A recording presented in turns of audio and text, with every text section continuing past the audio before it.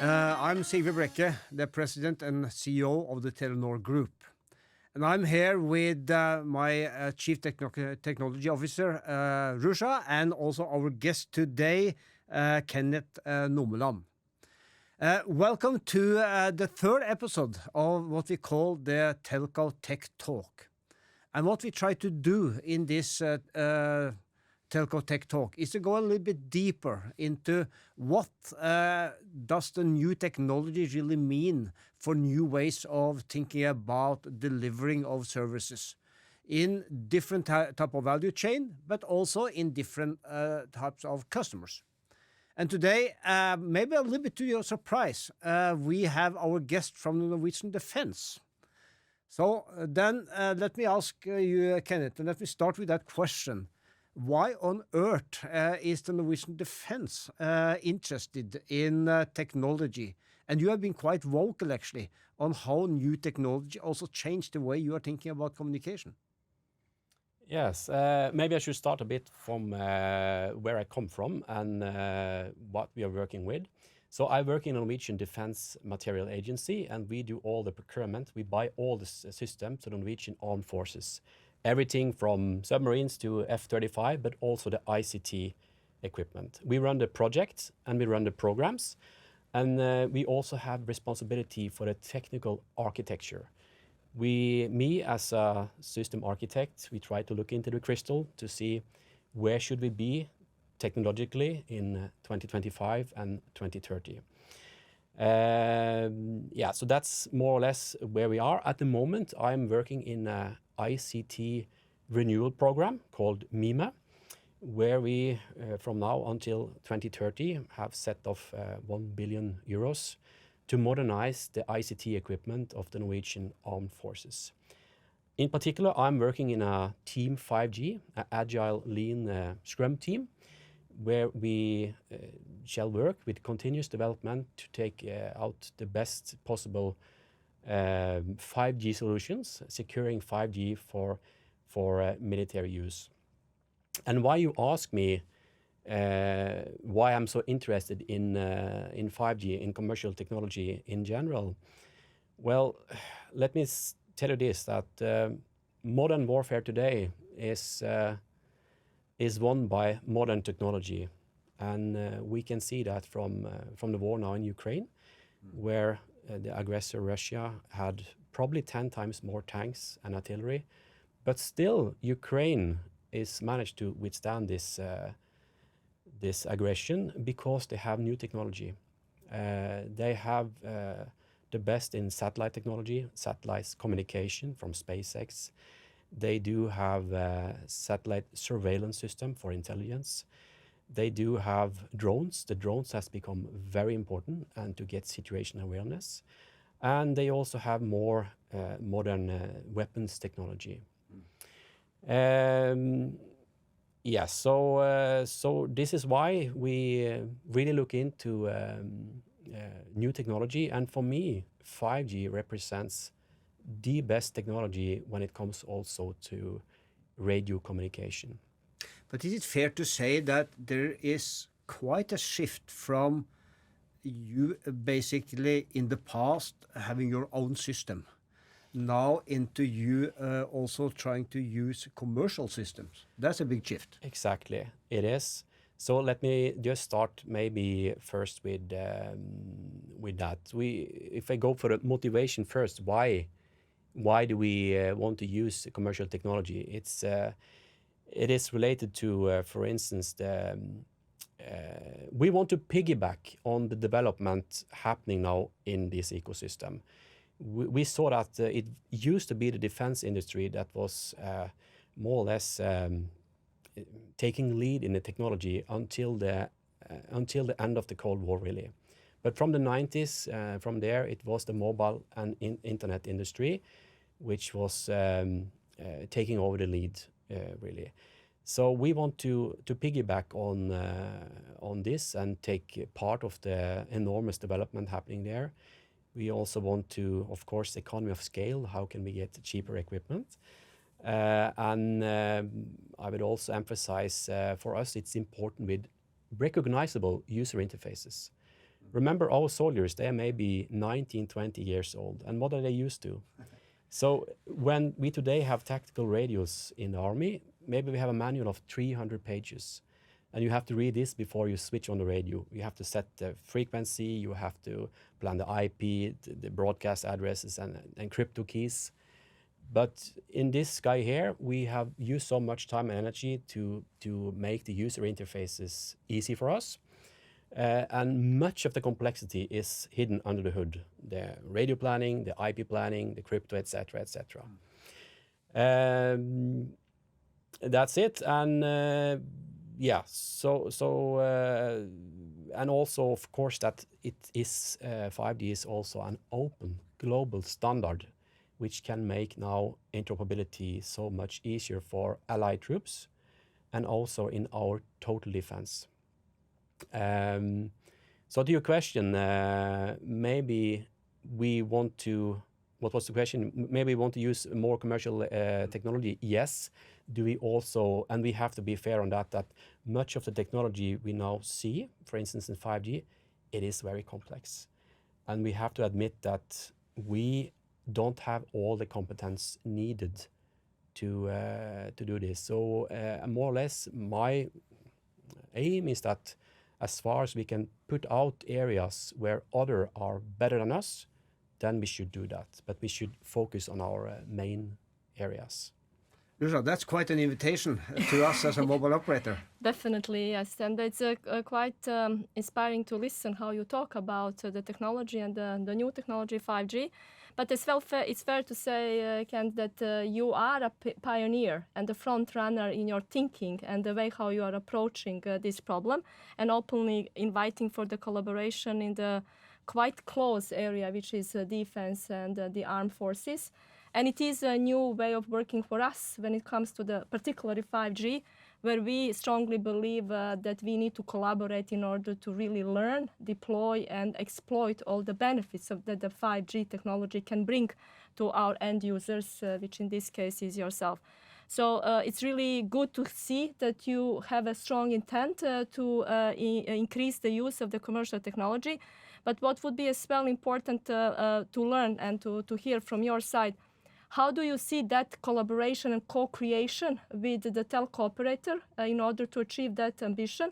At the same time, we believe this is relevant not only for Norway, it can be relevant for any NATO country. So how do you see that being replicating and reused even beyond Norway, as using the Norwegian case? Yeah, let's first start with the cooperation and co-creation. As you know, that we have been working also with Telenor Research for quite a while in different pilots and learning a lot in these pilots. And what we learned, for instance, first of all, what we learned when we started with 5G is that it is so complex that we cannot do this alone. It's all about partnership in 5G. We needed competence in cloud technology, in security, in 5G, and in radio, and we didn't have that. So it's all about cooperation. I would say that's the fundamental here. And also one of the challenges we have when it comes to renewal of ICT equipment is the method we have been using to bring it out to the armed forces. We have been following the traditional project planning with the waterfall methods where we are specifying thousands of requirements. And before we are ending, and that might be fine to define thousands of requirements for a submarine, but it's not fine for the ICT industry, because before we are finished with the specification, the world has changed twice and the end user's needs has also changed. So we also had to change the method of how we are going to do procurement now. In the new program I'm working now called MIMA, it's renewal ICT renewal program running until 2030. We are doing it differently. We are working according to this same safe framework using agile and lead methods. And we are starting with, let's call it a minimum viable product, for instance, a private 5G network. And together with partners like Telenor, we are doing continuous improvement in close cooperation with the end users. What we also saw in the pilots with research, which gave us a lot of insights, we tested out network slicing in the Winnie program, and after the pilot was finished, we said we are going to take it to the next level. We want to run it now in the commercial networks. The same thing with the Fudge pilot, where we were exploring use of private 5G network. In our case, nomadic network that we can bring with us wherever we had the need for capacity and coverage. We also had great success in those pilots, and we wanted to take it to the next level, to the Telenor Norway, to see how we can do it. So this is how we have learned from the pilots, and we had to change our methods of how we acquire things and not specify everything, but be honest that we don't know exactly where we are ending up, but we want to do this together with the telcos, for instance, Telenor. I don't know if that answers your question. When it comes to other nations, yes, you also asked about that. I can tell you that we actually had a very good demo here just 10, 11 days ago, end of September, where we had about 100 visitors, also from NATO, from UK. 70, right, from NATO? Something like that. And we also had from Sweden, becoming a member. We are maybe in the forefront in Europe when it comes to take 5G into military use, but we see a lot of attention also from NATO because they have the same need from us. It's interoperability, it's ease of use, it's capitalize on an enormous growth which is happening in the 3GPP ecosystem, cheaper end user equipment. And I would also mention one more thing, and that's the fact that our military troops today is not only used for military purpose. We are used more and more for activities related to, for instance, terrorism, particularly home guard in our case, pandemics, global heating, and refugee crisis, and we need to be relevant every day. And we see also now from the war in Ukraine that it's a hybrid warfare. We have to be better prepared for hybrid warfare where the whole society is targeted, where we have deep fake and propaganda to targeting of the civilian infrastructure, power plants, flooding of rivers, etc., etc. We need to also have a robust ICT infrastructure in the bottom where we can also better collaborate with all actors in what we call the total defense, PPDR as well. And that's the next milestone, right? We need to prove in commercial network the seamless connectivity and mobility between the private and the wide area public networks. That's end of the year. That's exactly the idea. We sent out just 6 months ago a letter both to Telia and Telenor, just saying that we want to be first in Norway to actually test out a military slice inside the commercial network, and we also want to try out private 5G as a service from the MNO. And we did give very few requirements, just a few one, mostly related to size, weight, and power, but telling them that we have a few milestones and we are going to work together, both us but also with the end users, to do continuous development over the next 1.5 years. And I think what has been most appreciated here is actually the method we are using, that we don't specify, we have to be able to go right or left. And maybe also say this was not success or this was a big success. So that's the method we are following now, and it's a quite low risk. We don't invest a lot of money on this, just a bit, and we have together prove that this is a good thing. And I think we're also, probably other actors are looking at what doing. One thing is NATO, but also I guess public safety networks, railway networks, etc., etc. Speaking about safety, I have a question on that, or security, because now you are kind of taking a step from having your own ecosystem into being a part of a commercial ecosystem, that being commercial networks like 5G, that could also be commercial cloud providers, and you already showed also commercial handsets or devices. How are you, when you start doing that, what is your thinking then on the security part, which is such an important part of what the defense need to do? Let me just start with that. I think we are in a very good position. The MNOs in Norway are all regulated under the security law. You and Telia do have a footprint in the whole Nordic area. You have selected vendors, which is also belonging to the Nordics, for instance, Ericsson and Nokia. And we are now getting in probably a couple of new members in NATO from Sweden and Finland. So I think that's, as a starting point, we could really do something interesting up. We have the potential. Having said that, as you said, it's a big ecosystem. It also includes modems and smart devices, and there is always some challenges here.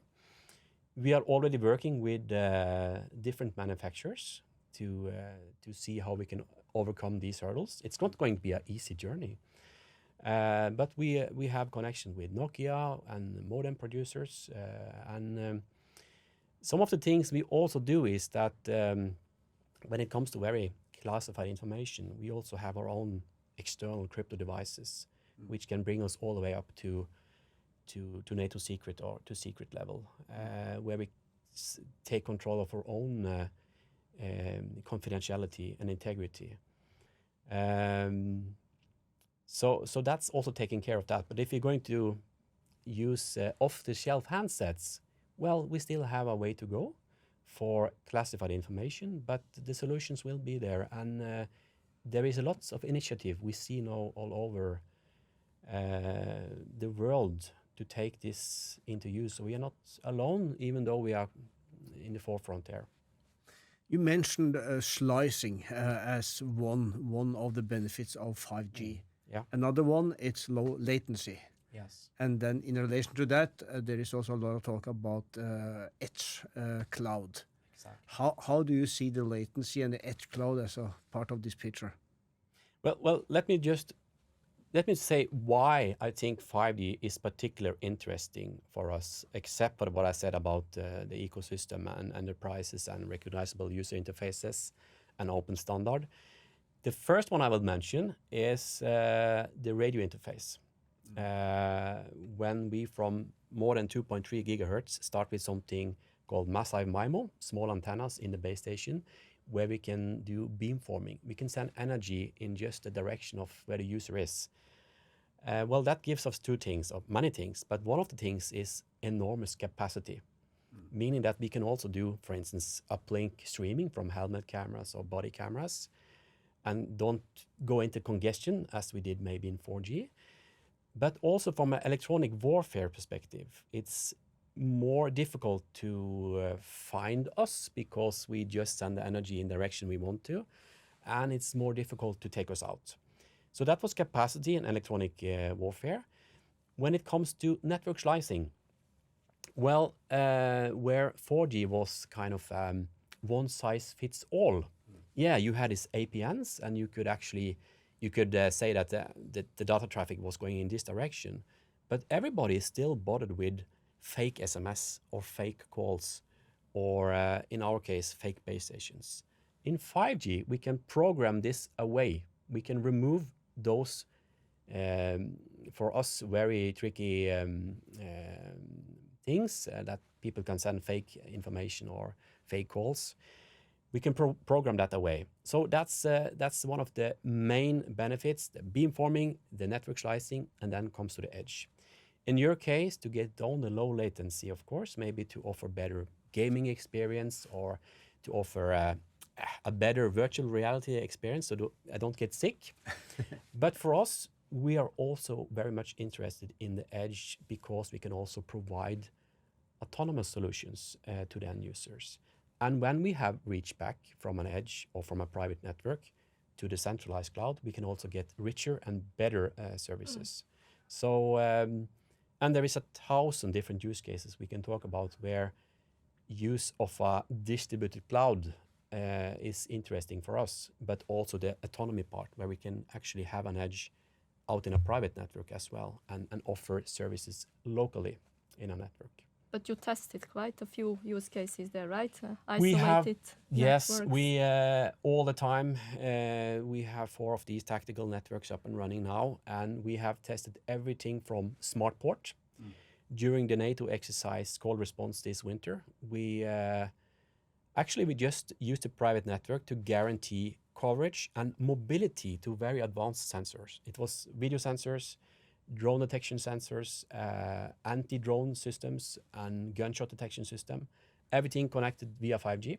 Now we could guarantee uptime, quality of the video, and mobility of the sensors. Another thing we did later during a call response was actually to connect all these autonomous vehicles, like a drone, robot dog, and UGV, a tank, which we now they have autonomous possibilities, but we can also transfer video and control them from remotely. And if they lose connection, they have this return to home feature. And imagine what we can do now. When you're talking about mining, when it comes to, because it's dangerous for private network to be in a mine. But for us as well, if we can use a robot to go into a very dangerous area or a tank, we don't want to have human on board there if we don't have to. So just out of curiosity, you mentioned gunshot location detection. What does that mean in terms of technology? Well, we have worked with one company called Triangula, Norwegian company. Actually, it's a kind of every soldier or every policeman becomes a sensor with his own smart device. So there is an app running in the background. You can imagine the 17th of May, our national holiday here in Norway, where every policeman has a smartphone in his pocket. And the application is just running in the background to listen for gunshots. So it's already has some AI built in here. So when it detects a gunshot, it samples 1.5 seconds of the acoustic signal, making it over to a digital image or a graph, if you may, and tagging it with precise time and position based on GNSS. Then it uploads it to the closest edge, which correlates time and place, returns in a mapping system exactly where the shot came from, but also based on machine learning and this digital fingerprint of the gunshot, it also returns what kind of gun it was shooting. Was it our gun or an enemy gun? So we're also using machine learning, and we have just started on that as well. It has a great potential, machine learning. So it's tight connected to 5G also, machine learning. That's cool. But I think what is as well important to say, all of that you are basically doing on the commercially available technologies. And you are testing not only the private setup in the country, but as well a public cloud capabilities with the public providers, which is quite a step compared what each of us been doing even in the commercial network, and now you are taking that even further in the military purpose. We are at, and at least in Norway, we have a high trust to the MNOs, to the mobile network operators. We've always had, and they have always been an important player, and they will have an important role also in a war. God forbid, but if there is, we see that also in Ukraine now, that the Kyivstar operation and all the operations there is of crucial importance for the whole society. So the mobile network operators will play an important role. We have a high trust to you. What we are working on in our pilots is to make them even better, with better availability, and also take control of, I would say, metadata, of positioning data. For instance, a fake base station where you force the device down to 2G.